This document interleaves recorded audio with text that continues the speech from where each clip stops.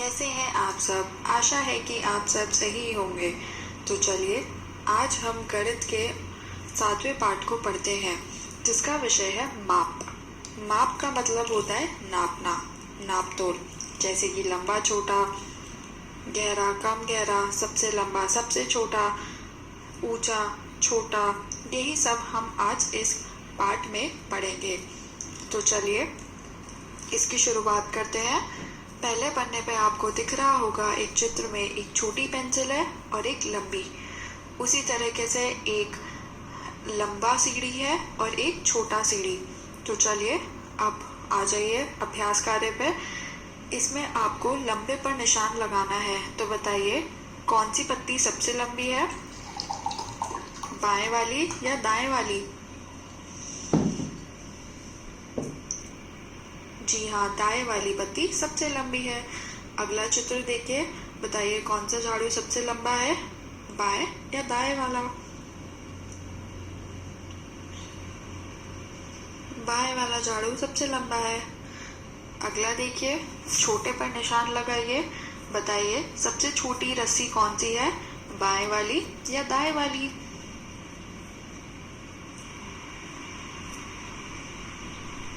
दाएं वाली। बहुत बढ़िया। अब अगला देखिए, सबसे छोटी छड़ी कौन सी है, बम्बू की छड़ी, बाएं वाली या फिर दाएं वाली?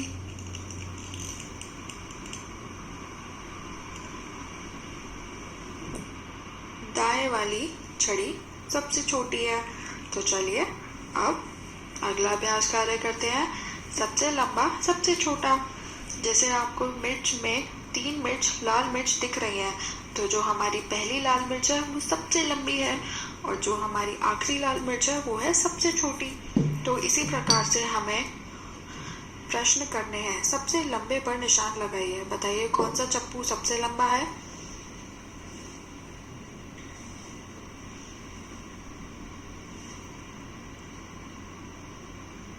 बीच वाला चप्पू सबसे लंबा है। अब अगला देखिए, कौन सा भुट्टा सबसे लंबा है?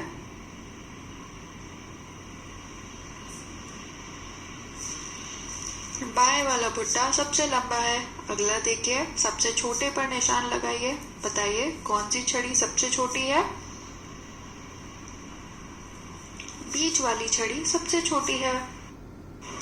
तो चलिए अब हम अगला अभ्यास कार्य करते हैं, जिसका विषय है ऊंचा और छोटा। जिन वस्तु की ऊंचाई लंबी होती है हम उसको ऊंचा बोलते हैं, और जिन वस्तु की लंबाई छोटी होती है हम उनको छोटा बोलते हैं। जैसे पहले चित्र में आपको जिराफ एक ऊंचा दिख रहा है और एक छोटा।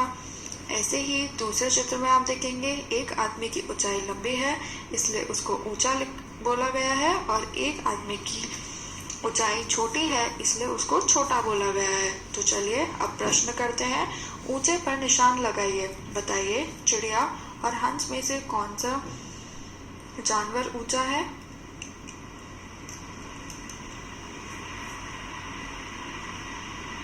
हंस है, तो हंस पे निशान लगा लीजिए।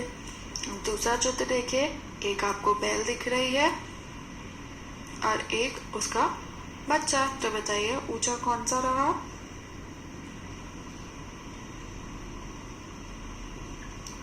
बैल ऊंचा रही।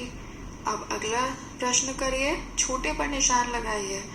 अब आपको इसमें वो बताना है जिसकी ऊंचाई छोटी हो। तो एक कुत्ता है और एक पिल्ला। तो बताइए कौन सा छोटा हुआ?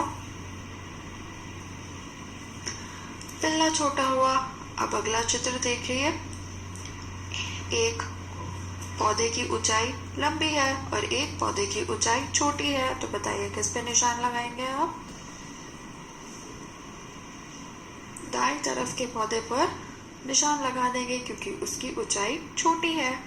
अब अगला अभ्यास कार्य करते हैं, सबसे ऊंचा और सबसे छोटा। जैसे पहले चित्र में सबसे ऊंचा घर है बाएं वाला, और ऐसे ही सबसे ऊंचा पेड़ है बाएं वाला। तो इसी प्रकार से बताइए सबसे ऊंचे पर निशान लगाइए।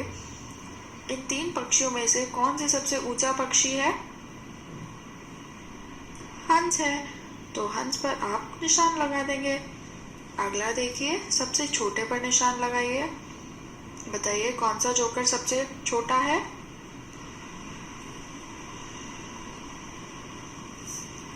बाएं वाला जोकर सबसे छोटा है। अगला करते हैं मोटा पतला। देखिए मोटे पतले में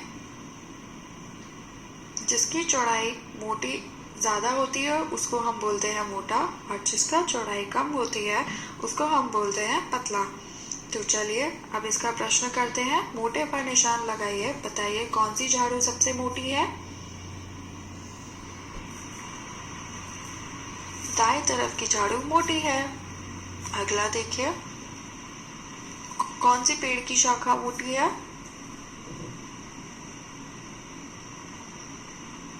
दाएं तरफ की पेड़ मोटा है। अब अगला देखिए, पतले पर निशान लगाइए, बताइए कौन सा तीर पतला है? दाएं वाला तीर पतला है। अब अगला देखिए कौन सी रस्सी पतली है? दाएं तरफ की रस्सी पतली है। अब अगला करते हैं सबसे मोटा सबसे पतला। पहले चित्र में आपको दिख ही रहा होगा कि जो बाएं तरफ की किताब है उसकी चौड़ाई ज़्यादा है, तो इसलिए उसको सबसे मोटा बोला गया है। ऐसे ही कागज़ का रोल पहला वाला सबसे मोटा है, तो इसी प्रकार से हमें अभ्यास करना है। बताइए सबसे मोटे पर निशान लगाइए। कौन सी पेंसिल आपको सबसे मोटी दिख रही है? लाल वाली पेंसिल सबसे मोटी है। अगला देखिए सबसे पतले पर निशान लगाइए, बताइए कौन सा ब्रश सबसे पतला है?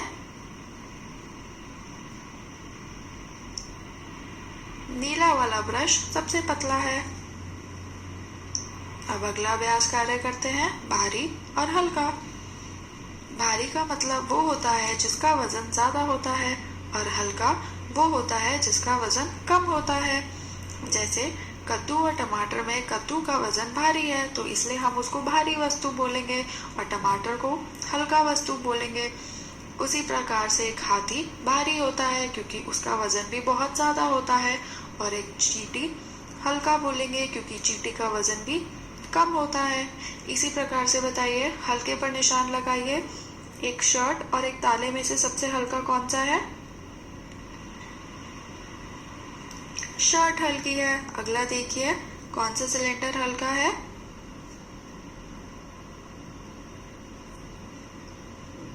बाएं वाला सिलेंडर हल्का है क्योंकि वह छोटा है। अब अगला देखिए, भारी पर निशान लगाइए। रील सत्ती बड़ी भारी है या फिर पतंग?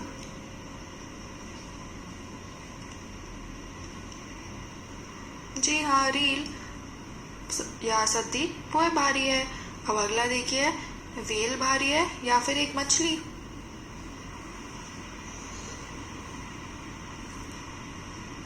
वेल भारी है, तो हम वेल पे निशान लगा देंगे। अब अगला करते हैं सबसे भारी और सबसे हल्का। सबसे भारी तीनों तरबूज में से बाएं वाला तरबूज सबसे भारी है। उसी प्रकार से हमें अगले अभ्यास कार्य भी करना है। सबसे भारी पर निशान लगाइए, बताइए सबसे भारी कौन सा है? पानी की टंकी सबसे भारी है। अगला देखिए, सबसे हल्के पर निशान लगाइए। एक हथौड़ा, एक किताब रखने की जगह और एक फ्रॉक। तो बताइए कौन सी हल्का है? ये शर्ट या फ्रॉक हल्की है। सबसे भारी पर निशान लगाइए, बताइए कौन सा भारी है?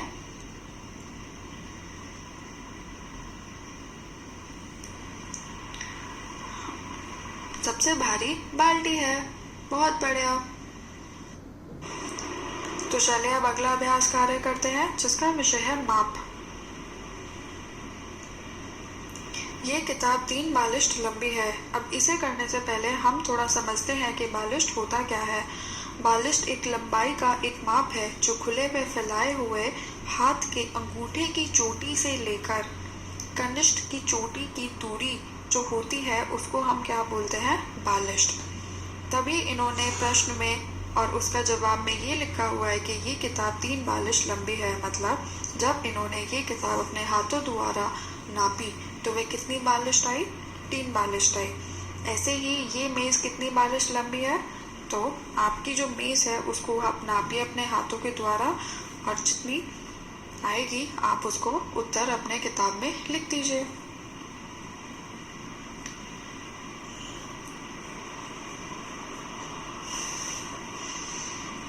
अब अगला प्रश्न करते हैं। अपने दोस्त के हाथ की बालिश की छाप बनाइए। अपने दोस्त का हाथ लीजिए और उसके बालिश के हाथ के छाप बना दीजिए।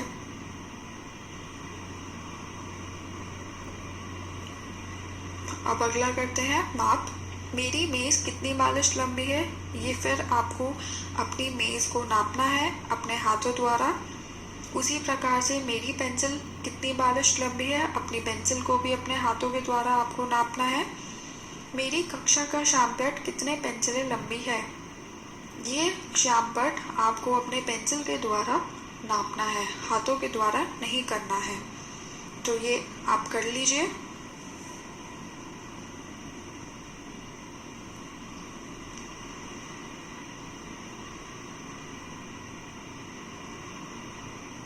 अब अगले पन्ने पर चलते हैं।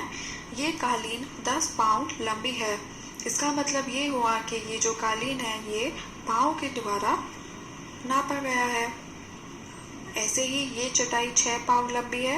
ये चटाई भी अपने पाँव के द्वारा नापा गया है। अब अगला प्रश्न है, पेड़ों के बीच की दूरी का अनुमान लगाइए। आपको 2 पेड़ दिख रहे हैं। ऐसे ही पाँव की लंबाई से आपको ये नापना है कि कितना दूरी होगी। तो बताइए, जो भी जवाब है आप अपनी किताब में लिख दीजिए। किसी का 10 पाँव आएगा, किसी का 11 आएगा। जो आपको सही लगे वह आप लिख दीजिए। और आशा है कि आपको ये पाठ माप अच्छे से समझ में आ गया होगा। धन्यवाद।